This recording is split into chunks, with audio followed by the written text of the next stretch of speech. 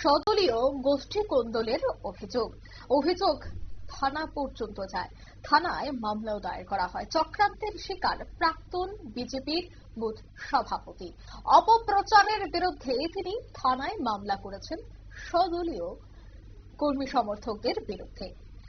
এবং এই পুরো ঘটনায় জানা গেছে একটি মামলাও দায়ের করা হয়েছে। তদন্তে রয়েছে চুরাইবাড়ি থানার পুলিশ। কি বলছেন সংশ্লিষ্টরা শোনাবো। নিউজের মাধ্যমে অবৈধ কাজের সাথে আমি লিপ্ত আছি। যে যত ধরনের অবৈধ কাজ হয় লিপ্ত আছি। ফটোতে দেখা যাচ্ছে ফটো আরেকজনের, আমি নাকি রাবারের ব্যবসাটা জড়িত। এটা প্রথম 16/7/2025 করছে। তখন নিউজ দ্বারা সিনেমা প্রথম দেখছি, দেখার পথে আমি তো অত মাথা ইয়ে করছি না। আচ্ছা আমরা তো রাজনীতি না, মিসেস রাজনীতি আছে, আমি রাজনীতি আগে সক্রিয় অনসক্রিয় আছি, আগে বুঝে আসলাম। এরপর দেখছি 24/7/2025 আবার করছে।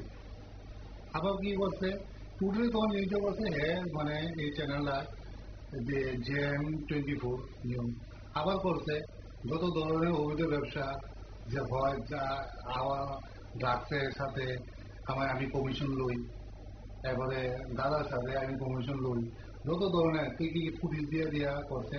তখনও দেখছি যে ফটো আবার আরো ধরে এটা করছে। এরা কমিশন বলে আমি প্রশাসনের সাথে মিলে প্রশাসনের টাকা দিই, মন্ত্রিসভার সদস্যের টাকা দিই। টোটালি আমার রাজনীতি ক্যারিয়ারের বদনাম করতে হয়েছে, আমার মিসেসের রাজনীতি ক্যারিয়ার বদনাম করতে হয়েছে। রেলি আর যা টোটালি থানা। আপনারা শুনলেন এই অভিযোগ। তদন্তে কিন্তু রয়েছে চুরাইবাড়ি থানার পুলিশ। যদিও এই বিষয়টা নিয়ে চুরাইবাড়ি থানার নবদায়িত্বপ্রাপ্ত অফিসার ইনচার্জ দেবব্রত বিশ্বাস জানাচ্ছেন যে অভিযোগ পাওয়ার পর তদন্ত শুরু হয়েছে। অভিযুক্তদের বিরুদ্ধে সমস্ত তথ্য প্রমাণ সংগ্রহের প্রক্রিয়া চলছে। যথাযথ তথ্যের ভিত্তিতে প্রয়োজনীয় আইনি পদক্ষেপ গ্রহণ করা হবে। নিয়ে নিয়েছে ছোট একটি বিজ্ঞাপন বিরতি, সঙ্গে থাকুন।